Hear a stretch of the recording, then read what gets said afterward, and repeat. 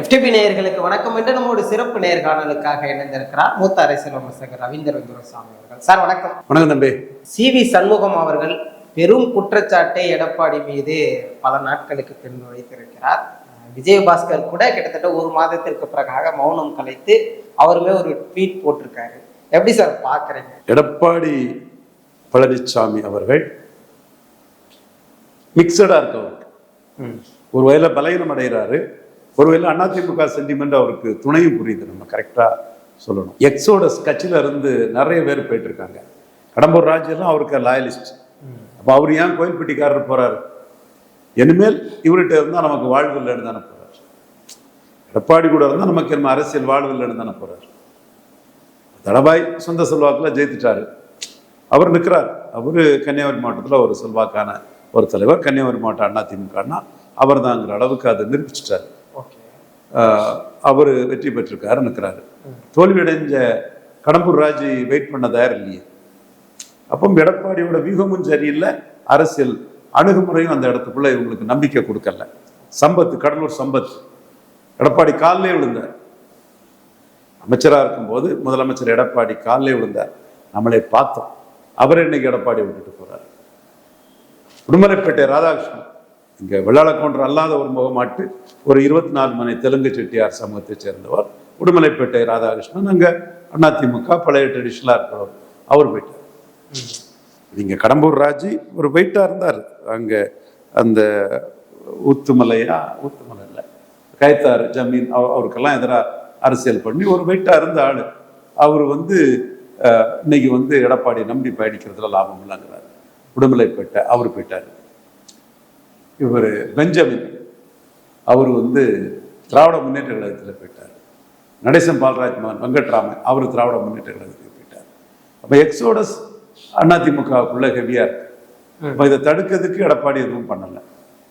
But இன்னொன்று நான் சொல்றேன், கேடர்ஸ் இந்த ஸ்பிரிட்ல எடப்பாடியை தான் இப்படிதான் நிற்கிறாங்க. ஏன்னா இந்த ஸ்பிரிட் மற்ற 3 ஸ்பிரிட்லையும் எடப்பாடி ஒரு கிராப்பரா ஓபிஎஸ்க்கு எதிராக எல்லாமே நடக்கும்போது அதை ஏற்றுக்கொண்ட இவர்கள் தான் இரட்டை தலைமைங்கிறத மாற்றி ஒற்றை தலைமை அதிகாரத்தை கொடுத்த இவங்க தான் இன்னைக்கு இவர்கிட்ட அல்லவலப்படுறாங்கிறத கேடர்ஸ் உணர்றாங்க. பட் நீங்க பார்த்தீங்கன்னா விழுப்புரத்தில் அவர் இன்னொருத்தர மாவட்ட செயலாளராக போட்டுட்டார். CV சண்முகம் இடம் எப்படிப்பட்ட ஆளு CV சண்முகம், அவன் எவ்வளவு பவர், என்ன பொசிஷன்ல இருந்தவர். அப்போ அவருக்கு இன்னைக்கு இதை ஏற்றுக்கொள்ள முடியல. இது எடப்பாடி பழனிசாமி மறப்போம் மன்னிப்போம்னு அந்த இடத்துக்குள்ள கொஞ்சம் பெருந்தன்மையா நடந்திருக்கணும். பண்ணிட்டீங்க, தோத்துட்டீங்க, நான் ஜெயித்துட்டேன், 32 வர விடாம பார்த்து 25ஓட நிறுத்திட்டேன், சுப்ரீம் கோர்ட் அடிச்சிரும், கவர்னர் அடிச்சிருவாருன்னு மத்திய அரசும் இந்த விளையாட்டை அனுமதிக்க மாட்டாங்கன்னு நீங்க மாட்டிக்கிட்டீங்க. சரி, மாட்டிக்கிட்டு வந்துட்டீங்க. வந்த பிறகு சரி இவங்கெல்லாம் ஒரு வெயிட்டான ஆளு, அந்த வெயிட்டேஜோட இவங்களை அலோவ் பண்ணுவோன்னு அலோவ் பண்ணியிருக்கோம்.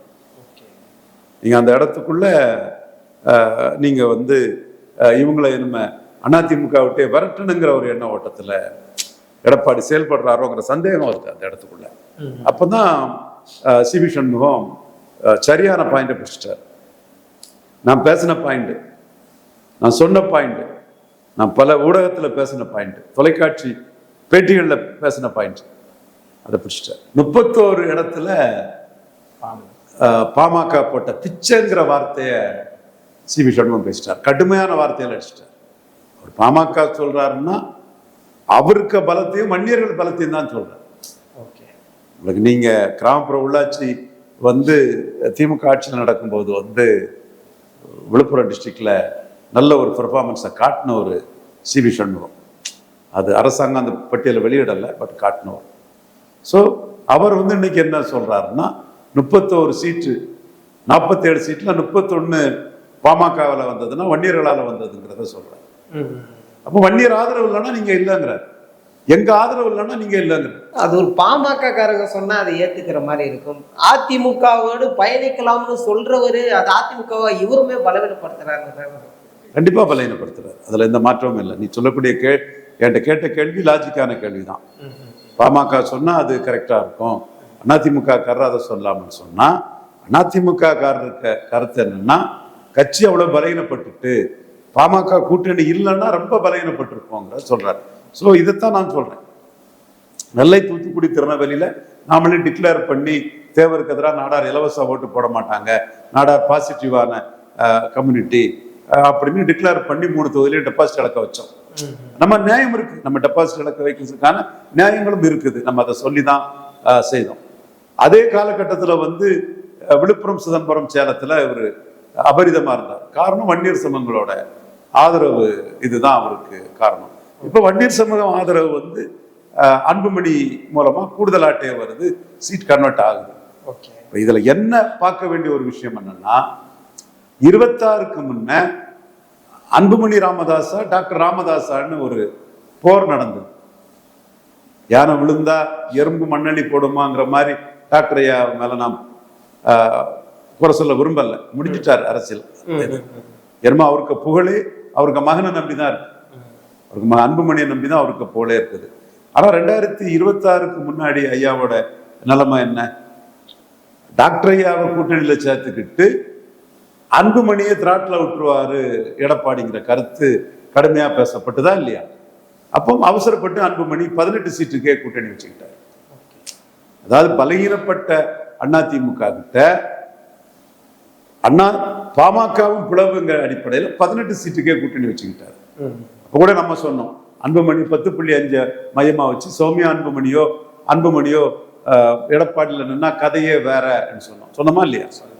அவரு வந்து ராமதாசும் எடப்பாடியும் சேர்ந்து அரசியல் பண்ணிட்டாங்கன்னா நம்மளை மாட்டி விடுவோமோ நம்மன்னு அச்சம் வந்துட்டு நம்ம உடனே போய் சேர்ந்து விடுவோம். 18 சீட்டுக்கு குறைஞ்ச சீட்டுக்கு போய் சேர்ந்துட்டாரு. பட் நல்ல சீட்டை கொடுத்தாரு எடப்பாடி ஐயா, சீட்டு நல்ல சீட்டு கொடுத்தாரு. நம்ம கரெக்டா நியாயமா பேசணும். குறைஞ்ச சீட்டுக்கு போனவரு இன்னைக்கு 31 சீட்ல ஜெயிக்க வச்சிருக்கிறாரு அதிமுக. என்னமா நிலைமை என்ன? திமுகவும் பாமகவும் கூட்டணி சார்ந்த எடப்பாடிக்கு நிலைமை என்ன? வன்னியர் பெல்ட்ல அவர் சொல்ல மாதிரி 8 சீட்டுக்கு தான் அப்ப நகரம், 8 சீட்டுக்கு தான் வேல்யூ இருக்குன்ற இடத்துக்கு கண்டிப்பா சிவி சண்முகம் வந்து அந்த இடத்துல கரெக்டா தான் பேசுறாரு. சிவி சண்முகம் கொஞ்சம் எமோஷனலா பேசுவாரு, உணர்ச்சி வசப்பட்டு பேசுவாரு, ஒரு கொஞ்சம் இதா பேசுவார். அதை நான் மறுக்க வரல. அவரை ஒரு நல்ல ஆர்கனைசர், ஒரு சில கருத்துக்களை லாஜிக்கலா பேசுவார். அட்வொகேட் இல்ல, சட்ட அமைச்சரா இருந்தவர். அதுல இன்னைக்கு அவர் அந்த கருத்தை சொல்றது வந்து நியாயமா தான் படுது. நான் சொன்னதுதான் அவர் சொல்றாரு. நான் ஏற்கனவே தேர்தலுக்கு முன்னையும் பின்னையும் சொன்னதுதான் அவர் சொல்றாரு. இப்போ சொல்ல வேண்டிய நிர்பந்தத்துக்கு அவர் ஐயா எடப்பாடி தள்ளினார். இதுவும் பழனிசாமி வந்து என்னுடைய வழக்கு ஒரு பொய் வழக்கு, திட்டமிட்டு புனையப்பட்ட பொய் வழக்கு. அதுல முதல்ல ஒரு கம்ப்ளைண்ட் கொடுக்குறாங்க, அதுக்கு நான் பெயில் வாங்குறேன். அதுக்கு பிறகு பிரைவேட் கம்ப்ளைண்டா என் பேரு, அந்த வெப்பில் உள்ள ஒரு பேரு, அந்த உரிமையாளர் பேரு எல்லாமே போட்டு 3 வரை போட்டு கடைசியா அதுல போலீஸ் நடவடிக்கைன்னு போலீஸ் இன்ஸ்பெக்டர் எல்லாம் சேர்த்துக்கிட்டு கடைசியா என்ன மட்டும் அலைய வைக்கணுங்கிறதுக்காக ஒரு அது அட்மிஷனே ஆகாத ஒரு இதை வந்து எப்படியோ உள்ள கொண்டு வந்து அவங்க ஒரு வழக்கு போடுறாங்க. ஓகே, இந்த வழக்கு போடுறது யாரு? கண்டிப்பா எய்தவனுக்கு அம்ப நோக்கக்கூடிய வழக்கு எனக்கு கிடையவே கிடையாது. சிபி சண்முகம் அந்த வழக்கு போடலை. அவரோட செல்வாக்கு, அவருடைய வழக்கறிஞர், அவரு சட்ட அமைச்சருங்கிற அந்த சட்ட நுணுக்கங்கள், புலமைகள் எல்லாம் அதுக்கு பயன்பட்டு இருக்கலாம், அந்த செல்வாக்குகள் எல்லாம். ஆனா அதை தூண்டி விட்டது மிதுன் பழனிசாமி தான், தெரியும் நமக்கு. பட் அந்த இதுலக்காக அவர் நான் வந்து எய்தவன் இருக்கு அம்ப நோக மாட்டேன்னு அப்பவே சொல்லிட்டேன். பட் இன்னைக்கு வந்து சிவி சண்முகம் உண்மையை உணர்றாரு. சிவி சண்முகம் இன்னைக்கு வந்து வன்னியராளால் தான் ஜெயித்தாரு எடப்பாடி. இந்த 31 ஜெயித்தது வன்னியராளான்னு வருது. இதோட பின்விளைவுகள் தான் எடப்பாடிக்கு ரொம்ப மோசமா இருக்கும். இப்போ அன்புமணி அடுத்தால என்ன ஸ்ட்ராட்டஜி எடுக்காருன்னு தெரியல.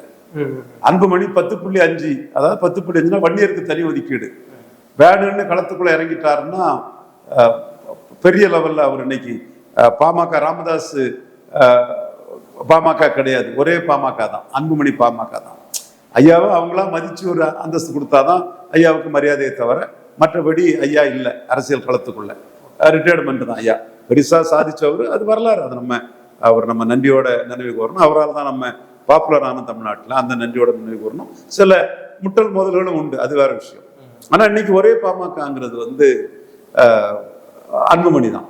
அப்போ அன்புமணி வந்து 10.5 மையமா வச்சு களத்துக்குள்ள தனியா நின்றுட்டாருன்னா வட தமிழகத்துல எடப்பாடி என்ன ஆவார்? என்ன ஆவார்? இல்லை. இன்னொரு பாமகவை காட்டி 18 சீட்டுக்கு அன்புமணியை தள்ளிட்டாரு. வன்னியர்களோட ஒரு அடையாளமா அன்புமணி எழுதிட்டாரு. சௌமியா அன்புமணியோட அந்த வெற்றியும் அதற்கு ஒரு முக்கிய காரணமா இருக்குது. அவங்க வந்து திராவிட முன்னேற்ற கழகத்துக்கு கூட கூட்டணி வச்சுட்டாங்கன்னா வடதமிழத்துல என்ன பண்ணுவாரு எடப்பாடி பழனிசாமி? இந்த 31 சீட் வந்த இடத்துல என்ன பண்ணுவார் எடப்பாடி பழனிசாமி? அப்போ நீங்க சிபி சண்முகம் சொல்றதுல ஒண்ணுமே இல்லைன்னு நம்ம மறுத்துட்டு போயிட முடியாது.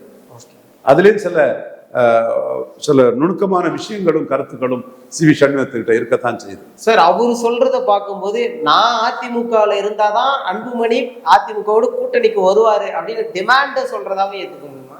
அவங்களுக்குள்ள சமூக ரீதியா ஒரு நட்புறவு இருக்கும். அது வந்து தேவைதான். அந்த வேணா வன்னியர் கம்யூனிட்டி தான் தமிழ்நாட்டில் சிங்கிள் லார்ஜஸ்ட் கம்யூனிட்டி. ஸோ அவங்களோட அரசியல் வந்து ஒரு தனித்தன்மையோட தான் இருக்கும்.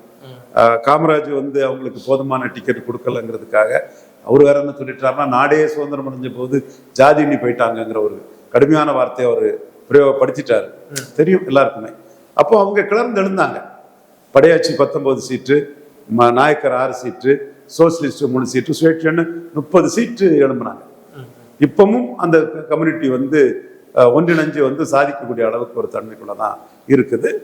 அவங்க வந்து ஒரு அரசியல் களத்துக்குள்ள வீரபாண்டி ஆறுமுகம், மதுராந்தம் ஆறுமுகம், செஞ்சி ராமச்சந்திரன்லாம் கலைஞர்கிட்டே வந்து ஒரு பெரிய லெவலில் ஒரு பவர் பாலிட்டிக்ஸ் பண்ணி முக்கிய ஆட்களாக நின்னாங்க. அது வரலாறு.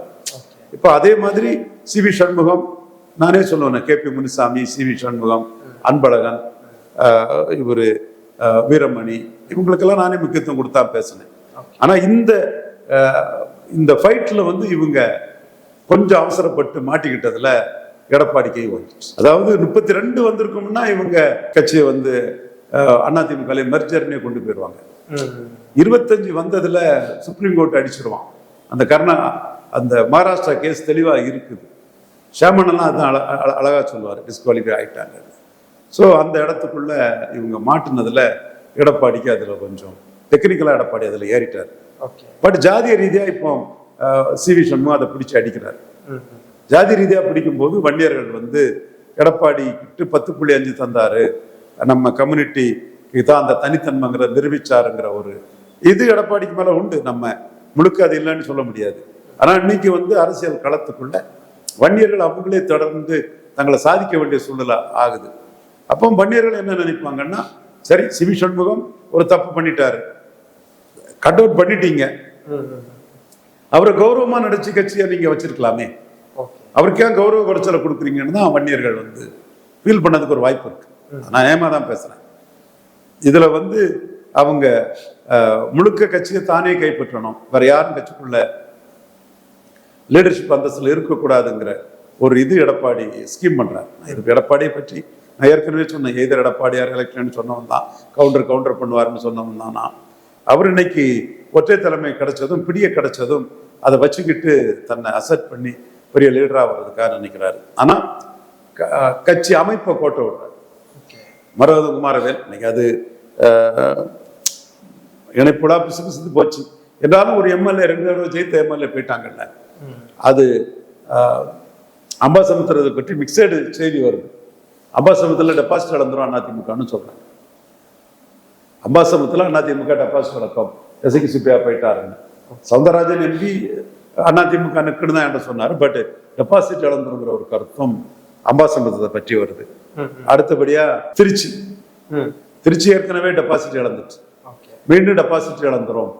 அதிமுக ஓட்டெல்லாம் இவர் அந்த ஒரு கிறிஸ்டின் பறையர் ஒரு சகோதரர், ஒரு நல்ல வள்ளல் தன்மை கொண்டவர், நிறைய அவங்களை படிக்க வச்சு ஏழை எளிய மக்களுக்கெல்லாம் சேவை பண்ணிட்டு இருக்காரு. ராகவா லாரன்ஸ் சனாதன தர்மத்து மேலேயும் நம்பிக்கை கொண்டு செயல்படக்கூடிய ஒரு ராகவந்தர் பக்தர். அவர் வந்து திருச்சியில நின்னாருன்னா அதிமுக ஓட்டெல்லாம் மொத்தமா ராகவா லாரன்ஸுக்கே போயிருங்கிற கருத்து கூட வருது. அப்ப திருச்சியில தாக்கு பிடிச்சிட முடியாது, அம்பாசமத்துல தாக்கு பிடிச்சிட முடியாது. சிபி சண்முகம் ஃபைட்டு, அன்புமணி முதலமைச்சர் ஜோசப் பதியை பார்த்துட்டு வந்தது, இந்த மாதிரிப்பட்ட சூழ்நிலை வந்து மதுராந்தகத்திலையும் தாக்கு பிடிக்க முடியுமாங்கிறது கேள்விக்குரியாது. அப்ப எங்க உங்களுக்கு இப்ப பெட்டரா இருக்குது? 5 தொகுதியில 3 தொகுதி உங்களுக்கு சிக்கலாயாச்சு. மதுராந்தகத்திலையும் கொஞ்சம் தொண்டர்கள் குமாரவேலுக்கு எதிராலாம் பண்ணி கட்சி ரெட்டலையில போட்டுட்டு எப்படி பண்ணலாம்னு கொஞ்சம் பேர் இருக்காங்க. நம்ம இருக்க வரல, மற்ற ஸ்பிரிட்ல இல்லாத ஒரு இதே நம்ம கண்ணுக்கு தெரியுது. நம்ம சிட்டிஸ் கண்ணாடி மாதிரி உண்மையை பேசுவோம் அந்த இடத்துக்குள்ள. ஆனா இங்க பாமக கோஆபரேஷன் இல்லைன்னு வைங்க, சிபி சண்முகம் கோஆபரேஷன் இல்லைன்னு வைங்க, மதுராந்தகத்தில் எப்படி நீங்க தாக்கு பிடிப்பீங்க? முடியாதுல்ல. அப்ப நீங்க உங்களுக்கு 3 தொகுதியில திமுக தான் ஃபைட்டுங்கிற லெவலில் வந்து போகும். மதுராந்தகம் நீங்க ஜெயித்த தொகுதி, மதுராந்தகம் அம்பாசமுத்திரம் ஜெயித்த தொகுதி, நீங்க ஜெயித்த 2 தொகுதியிலேயே தாவேகாவுக்கும் திராவிட முன்னேற்ற கழகத்துக்கும் ஃபைட்டுன்னு வந்துடும். திருச்சி நீங்க 3வது பேட்ட பாசிட் இழந்தது. அப்போ 3 இடத்துல நீங்க ரூல்ட் அவுட் ஆயிட்டீங்க. இது 26க்கு பிறகு இந்த பின்னடைவு வந்து இவரு வேலுமணி, சிவி சண்முகம் இந்த ஃபைட்ல வருது. நீங்க அவங்கள பேரறிஞர் அண்ணா பெருந்தகை மாதிரி மறப்போம் மன்னிப்போம்னு செயல்படணும். எதையும் தாங்கும் இதே வேண்டும் சொன்னாரு பேரறிஞர் அண்ணா பெருந்தகை. இதெல்லாம் தாங்கிக்கிட்டு நம்ம கட்சி நிற்கணும்னா வேலுமணி பவர்ஃபுல்லா இருக்கணும், சிவி சண்முகம் பவர்ஃபுல்லா இருக்கணும், தென் இவரு விஜயபாஸ்கர் பவர்ஃபுல்லா இருக்கணும். அப்போ விஜயபாஸ்கரும் இப்போ சிவி சண்முகம் வழியில போயிட்டாரு. இன்னைக்கு ட்விட்டர் அதைத்தான் காட்டுது. அப்ப நீங்க இதை விட்டுருக்க கூடாது. அப்போ இந்த இடம் வந்து உங்களுக்கு 3 தொகுதியில நீங்க அவுட்டு. அம்பாசமுத்திரம் அவுட்டு, எஸ்கி சுப்பியா செல்வாக்கானவர். திருச்சி ஏற்கனவே அவுட் ஆயிட்டீங்க, மதுராந்தகம் அவுட் ஆயிட்டீங்க, அவுட்டுங்கிற லெவலில் ஆயிட்டு இருக்கு. சிவி சண்முகம், அன்புமணி ராமதாஸ் 1 இயர் ஃபேக்டர்ல. அப்போ இது நீங்க யோசிக்கணும். ஆனா மீண்டும் சொல்றேன், ரெட்டையில ஜெயித்துட்டு அங்க எப்படி போலாங்கிறதுல அம்பாசமுத்திரத்திலையும் பட்டப்பகல்ல எஸ்கி சுப்பியாவுக்கு எதிராக எழுதுனாங்க. இங்க மருதகுமாரவேலுக்கு எதிராட்டும் தொண்டர்கள் வந்து ஒரு எதிர்ப்பை காட்டினாங்க. அது மற்ற இதுல கிடைக்காது, உங்களுக்கு கிடைச்சிருக்குது. ஆனா இந்த ஃபேக்டர்ஸும் நம்ம மறுத்துட்டு பேச முடியாது இல்லையா? இப்ப நீங்க உங்களுக்கு லைஃப் கொடுக்கணும்னா பெருந்துரை ஒரு லைஃபை கொடுத்துடலாம். பெருந்துரை நீங்க ஜெயித்திருக்கீங்க. அங்க வந்து ஒரு கம்யூனல் ரீதியா கொங்கு வேளாளர் உங்க பின்னாடி திரண்டாங்கன்னா பெருந்துரை உங்களுக்கு நீங்க ஒரு ஃபைட்டு கொடுத்துடலாம். ஏன்னா 2026 ஆட்சி மாற்றத்துல அரசியல் அதிகாரத்தை இழந்த ஒரு சமூகம்னா அது கொங்கு வேளாளர். நாங்களுடைய கொங்கு வேளாளர் உணர்றாங்க. எடப்பாடி ஆட்சிக்கு வர முடியல, பவர்ஃபுல்லா இருந்தார் செந்தில் பாலாஜி, பவர்ஃபுல்லா இருந்தார் செந்தில் பாலாஜி. அவர் தம்பி கூட ரொம்ப பவர்ஃபுல்லா இருந்தார் அசோக், அவருக்கு ஒரு ஆர்கனைசர், என் நண்பர் அவர். தென் ஒட்டச்சத்திரம் கொங்கு வேளாளர் கம்யூனிட்டியை சேர்ந்த சக்கரபாணி ஒரு செல்வாக்கான தலைவர், அந்த இதிலையும் வெற்றி பெற்றார். கூறி உள்ள இடத்தையும் வெற்றி பெற்றாரு. உடுமலைப்பேட்டையா அங்க உள்ள முனிசிபல் சேர்மன் கூட சக்கரபாணி வந்துதான் என்ன ஜெயிக்க வச்சாருனாரு. அந்த அளவுக்கு அவருக்கு ஒரு வாய்ஸ் இருக்கு சக்கரபாணி. அப்போ வெயிட் அவங்கெல்லாம். இன்னொருத்தர் யாரு, வெள்ளக்கோயில் சாமிநாதர், கொஞ்சம் காமா இருப்பாரு, அவர் வெயிட். 4 வெள்ளாள கவுண்டர்கள் வந்து வெயிட்டா இருந்தாங்க. வெள்ளாள கவுண்டர்களை வச்சுதான் அதிமுக அரசியல் நடந்தது, திமுக அரசியலே நடந்தது. அப்போ இன்னைக்கு திமுகவும் அதிகாரத்தை இழந்தாச்சு, அதிமுகவும் அதிகாரத்துக்கு வரல. அப்போ அரசு கொங்கு மண்டலத்துல அதிகார மட்டத்துல இழந்து இருக்கக்கூடிய சமூகம் வெள்ளாள கவுண்டர் தான். வைஸ் பிரசிடென்ட் கூட வெள்ளாள கவுண்டர் தான். அவரும் சில எதிர்பார்ப்புகள் அவருக்கு இருந்ததா சொல்றாங்க, சில நடவடிக்கைகளை அவர் எடுத்தா சொல்றாங்க. அதுவும் அவருக்கு ஏமாற்றம். ஸோ இங்க இவங்க ஜோதிமணி கூட இன்னைக்கு குதிரை பேரத்துக்கு எதிராக பேசி அதிருப்தியை காட்டிட்டு இருக்காங்க. ஸோ அந்த இடத்துக்குள்ள ஒரு வெள்ளாள கவுண்டர் மத்தியில ஒரு ஆதரவு வளையம் ஒரு வேளையில எடப்பாடிக்கு வந்ததுன்னா தாராபுரத்திலையும் பெருந்துறையிலையும் கொஞ்சம் அவர் தாக்கு பிடிக்கலாம். இதுதான் அவருக்கு நிலைமை. நம்ம வெளிப்படையாக தான் நான் சொல்றேன். இதுலையும் என்னைக்கு அண்ணாமலை களத்துக்குள்ள வராரோ அன்னைக்கு 40 வயசுக்குள்ள உள்ள வெள்ளாள கவுண்டர்கள் வந்து எடப்பாடியா அண்ணாமலையான்னு வரும்போது அவங்க வந்து அண்ணாமலை பின்னாடி தான் போயிடுவாங்க. அதுவும் இருக்குது. ஸோ இவ்வளவு சிக்கலுக்கு இடையில அவர் வந்து சிவி சண்முகத்தையும் விஜயபாஸ்கரையும் அட்ஜஸ்ட் பண்ணிருக்கு. மீண்டும் அவங்க ரிவோல்ட் பண்ணி ஜாதிய ரீதியெல்லாம் சிவி சண்முகம் பேசக்கூடிய அளவுக்கு விட்டுருக்க கூடாது. அப்ப இன்னைக்கு என்ன வரும், சேலம் பகுதியில செம்மல் அண்ணன் வர விளையிட்டாரு. அப்ப நீங்க செம்மலைக்கு எந்த பதவியும் கொடுக்கல. ஸோ இதெல்லாம் உங்களுக்கு ஒரு பலகீனத்தை கொடுக்கும். ஆனா மீண்டும் நான் சொல்றேன், அதிமுகனா எடப்பாடி பழனிசாமி தான். குட்டையோ நெட்டையோ சிறுசோ பெருசோ அதிமுகனா அவர் தான். பலகீனம் அடையலாம், பட் அதிமுக அவர் தான். அதுல நான் அந்த மாறுபட்ட கருத்து இல்லை. 10 வருஷமா சொல்றேன், இன்னைக்கு நான் அந்த கருத்தை தான் சொல்றேன். இப்போ வந்து இது வந்து ஜாதிய ரீதியா அவருக்கு பலகீனத்தை கொடுக்குங்கிறதா என்னோட பார்வையா நான் வைக்கிறேன். சார், இந்த தாவேக்காவுல தலித் மக்களுக்கான கூடுதல் அமைச்சரவை கொடுத்தது வன்னியர்கள் மத்தியில் ஒரு பெரும் சலசலப்பை ஏற்படுத்தியிருக்கு. இப்ப வன்னியர்கள் இருக்கின்ற கூட்டணி இடைத்தேர்தல்ல இருந்தே ஒரு பெரிய அளவுல எதிரொலியை ஏற்படுத்தும் அப்படின்னு சொல்றாங்க. ஒருவேளை அதிமுக அங்க பெர்ஃபார்ம் பண்ணாத இடத்துல அது திமுகவிற்கு தான் பலனா போய் முடியும்னு பலரும் சொல்றாங்க. இது எப்படி சார் நகரும் அடுத்த கட்டமா? இல்ல நீங்க வந்து வன்னியர் சமூகம் இன்னொரு சமூகத்துக்கு வாய்ப்பு கொடுத்ததுனால அவங்க இது பண்றாங்கன்னு நம்ம ஒரு கருத்தை சொல்லக்கூடாது. அவங்க எண்ணிக்கைக்குரியது அவங்களுக்கு கிடைக்கலங்கிறதோ கிடைக்கணுங்கிறதோ ஒரு பார்வை பார்க்கலாம். பட் இதுல தாவேக்காவில் அவங்க எதிர்பார்க்க முடியாது. தாவேக்கா ஸ்டைலே வேற. அவங்க ஜெயித்ததே இப்போ தூத்துக்குடி, அது வந்து ஏற்கனவே வந்து ரோச் அந்த இடத்த கைப்பற்றலான்னு வந்தாரு. பெரியசாமி தரப்புல நாடாரே ஜெயித்துட்டாங்க, பெரியசாமி ஃபேமிலியை ஜெயித்துட்டாங்க. ஏபிசி வீரபாபு வெள்ளாளர் வரலாம் நினைச்சா பண்ணிட்டாப்ல. இப்போ வந்து இவர் சார்க்க ரிலேட்டிவ் தான், ஒரு நகைச்சுவை நடிகர். அவர் வந்து ஒரு மீனவர் வந்து அந்த பழைய இதெல்லாம் சேர்ந்து விஜய்க்கு செல்வாக்கெல்லாம் சேர்ந்து அபரீத வெற்றி பெற்றி கீதா ஜீவன் ஃபேமிலியை தோற்கடிச்சிட்டாப்புல, பெரியசாமி ஃபேமிலியை தோற்கடிச்சிட்டாப்புல. அப்போ அவங்க என்ன பார்க்குறாங்கன்னா, அவங்களோட சிறிய எண்ணிக்கைகள் எல்லாம் ஒன்று திரட்டி அங்கே நின்று ஒரு அரசியலை நம்ம பண்ணிடுவோம்னு பார்க்குறாங்க. அதே மாதிரி கொங்கு மண்டலத்திலும் சிறிய எண்ணிக்கைகளுக்கான சமூகத்துக்கான நம்ம வாக்களிச்சது அவங்க தான், அவங்களுக்கான ஒரு அரசியலை பண்ணுறாங்க. அப்போ அப்படி ஒரு அரசியல் அவங்க பண்ணும்போது அது நீங்கள் ஜாதி கடந்து கூட அவங்க பண்ணுறதா கூட எடுத்துக்கலாம். ஸோ அவங்களுக்கான ஒரு அரசியலை பண்ணுறாங்க.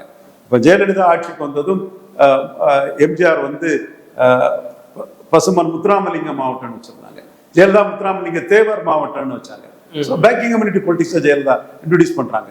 எம்ஜிஆர் அரசியல் வேறு, ஜெயலலிதா அரசியல் வேறு. அதிமுகன்னு சும்மா கண்ணை மூடிட்டு பேசுவாங்க, கண்ணை மூடிட்டு பேசுவாங்க. ஏன் நாங்க ஒரு ஜாதி ஆட்சி, கள்ளச்சார ஆட்சி, கந்து வட்டிக்கார ஆட்சின்னு நாடார்கள்லாம் 96ல, ஏன் இன்னைக்கு உள்ள விஷயம் இல்லை. இன்னைக்கு சகோதர சமுதாயம் நம்ம அது காலங்கள் 30 வருஷத்துக்கு முன்னாடி நடந்த ஒரு விதத்தை சொல்றேன். 96ல ஏன் ஜெயலலிதாவுக்கு எதிராக அவங்க போர்க்கொடி தூக்குனாங்க நாடார்கள், மற்ற ஜாதி எல்லாம் ஜெயலலிதாவுக்கு எதிராக ஏன் திருப்பினாங்க?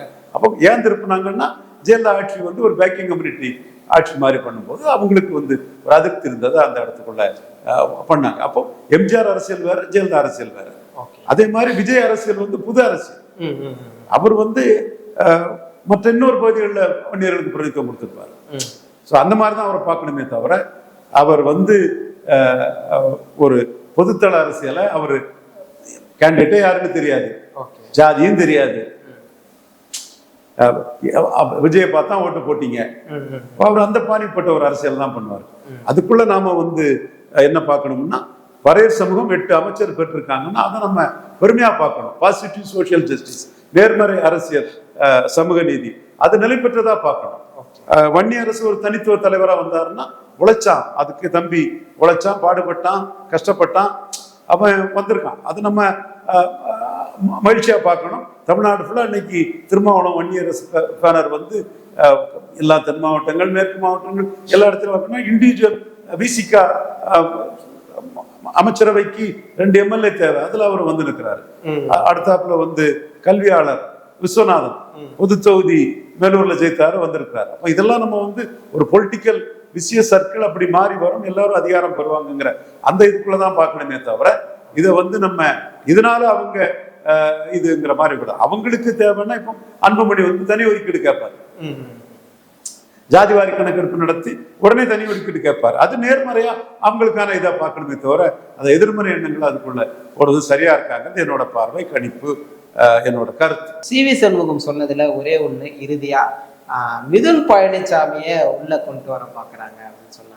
தொடர்ந்து அனைத்து கட்சியுமே ஒரு இளைஞர் பங்களிப்போடு போகுது, உதயநிதி, அண்ணாமலை, விஜய் அப்படி இருக்கப்போ மிதுன் பழனிசாமி வந்து அது ஒரு யங்ஸ்டர்ஸ் முகமா அந்த அரசியல் மாறும்ன்றதுக்கான நோக்கமா புரிஞ்சுக்கணும்.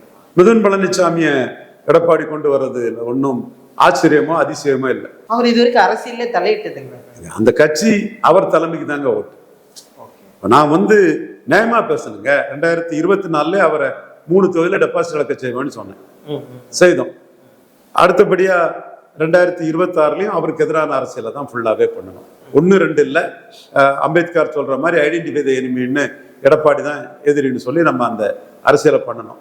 ஏன் விஜய் கூட எம்ஜிஆர் ஜெயலலிதா பேரை சொல்லி செங்கோட்டையன், சத்யபாமா, லோகேஷ் எடப்பாடியை பலையீனப்படுத்துவாரு, அதுதான் நல்லதுங்கிற நம்ம சொன்னோம். நம்ம சேலம் மணிகண்டன்லாம் அப்பவே சொல்லுவார் வாதங்கள்ல. அதையும் நம்ம செய்தோம். வண்ணார் நாவிதர் புயவர் போன்ற சபல்டன் காஸ்டுகளை எதிராக திருத்தணும். உண்மை. முக்குலத்தோரை மிகப்பெரிய அளவில் எதிராக திருத்தணும். மருது அழகராஜ் தம்பிகிட்ட கூட கேட்டா தெரியும் நம்மளோட அந்த பங்களிப்பு என்னன்னு. ஸோ இதெல்லாம் நம்ம செய்த பிறகும் அவருக்குன்னு ஒரு ஓட்டு வந்திருக்கு. அந்த ஓட்டு அவருக்கு தானே.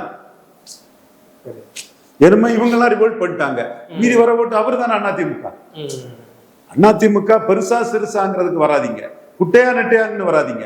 பட் அதிமுக எடப்பாடி பழனிசாமிங்கிறது வந்துடுச்சு இல்லையா? கடைசியா அந்த 25 பேர் ரிவோல்ட்டுக்கு பிறகு 21 பேர் அவர்கிட்ட மீண்டு சேர்ந்ததுல அவர் தான் அதிமுக ஆயிட்டு இல்லையா?